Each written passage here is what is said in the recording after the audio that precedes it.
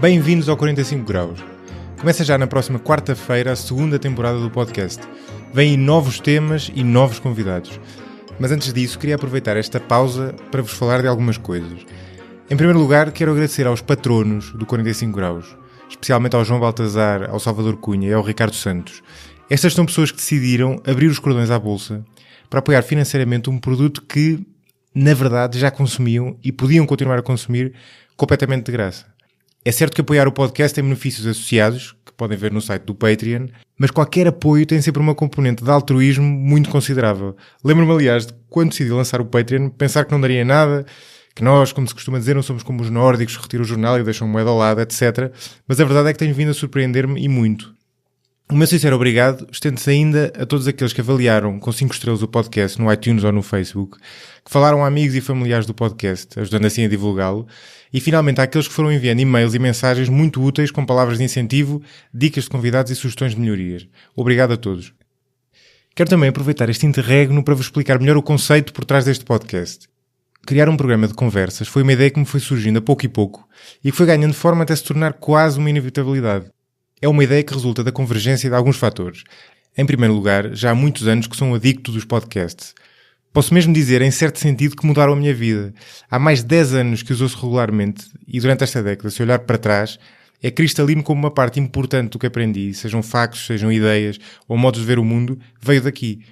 É evidente que a interação com as pessoas, na família, amigos, no trabalho é essencial e mesmo entre os estímulos externos, os livros, para dar o exemplo mais óbvio, foram também muito importantes. Mas os podcasts têm algumas características que os tornam meio único.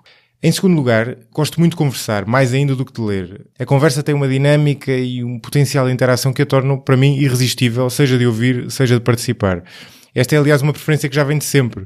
Num dos episódios do podcast, bem se lembram, com a Margarida Pedroso Lima, ela explicou que o temperamento das crianças é um indicador da personalidade futura.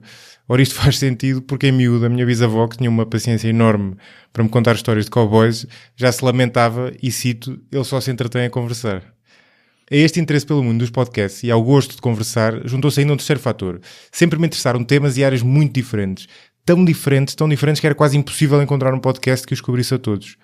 Por que não então gravar eu um podcast em que poderia conversar com pessoas que conhecem muito bem, muito melhor do que eu, temas que me interessam? E na verdade, se sou um anfitrião minimamente interessante é por isso mesmo, porque só converso mesmo sobre temas que realmente me interessam. Ao criar o 45 Graus, decidi ainda adicionar-lhe outras características particulares que estou convencido o tornam diferente dos demais podcasts. Desde logo há 2 coisas que neste podcast se tenta não fazer. Uma é falar sobre a vida e a personalidade do convidado, ao jeito daqueles programas de conversa de vida. Aqui o convidado vale pelo que sabe e sobretudo pela maneira como comunica as suas ideias. Claro que há conversa, e como de resto em qualquer conversa que todos temos diariamente, vamos gradualmente discernindo características da pessoa, se é simpática, intelectualmente honesta, aberta, etc. Mas sempre de uma forma indireta, nunca direta neste programa. Aqui o convidado é-o porque entende bem um determinado tema, pensa sobre ele e é um bom comunicador desse tema. Outra característica importante do podcast é que dentro do possível evita-se falar da chamada espuma dos dias, isto é, tudo o que seja informação que está hoje sobrevalorizada por ser uma notícia recente. O meu objetivo é que todas as conversas gravadas possam ser ouvidas daqui a 10 anos sem que se perca praticamente o valor original.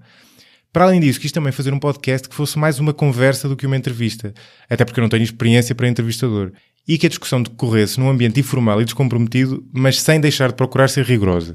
O meu objetivo, então, em cada conversa que gravo é apenas compreender melhor aquele tema, de uma maneira crítica, mas sem perder de vista que é o convidado que tem o papel principal. Como são, como disse, sempre temas que me interessam, e em graus variáveis, sobre os quais tenho alguma opinião, tento, enquanto anfitrião, posicionar-me, de certa forma, a meio caminho entre o que seria uma conversa de colegas e uma entrevista tout court. Mas claro que os temas variam, e discutir um tema mais técnico, como a inteligência artificial, não é o mesmo que discutir a igualdade de género ou a história da escravatura, que se prestam muito mais ao contraditório da minha parte. Aliás, da mesma forma, também a personalidade do convidado, e ainda bem, varia. Uns convidados são mais extrovertidos e divagadores, outros mais pausados e técnicos, por exemplo, e tudo isto faz com que não haja 2 episódios iguais. E é isso, julgo, que dá graça ao podcast. Em suma, ao lançar o 45 Graus, quis criar um podcast que eu próprio gostasse de ouvir e, ao mesmo tempo, que fosse diferente do que já existia no mundo dos podcasts portugueses. E não o tenho feito sozinho, tenho feito juntamente com a Diana, co-criadora do projeto e que tem trabalhado nos bastidores a gerir toda a divulgação do podcast e que também me desafia na escolha de convidados e de temas a abordar. E tenho feito quase como um hobby, mas um hobby levado a sério, porque me dá imenso gozo. E é isso que faz com que valha a pena o tempo que vai sendo roubado, sobretudo ao fim de semana, à família, ao sono e a outras distrações. Espero que gostem de ouvir e, sobretudo, que continuem desse lado.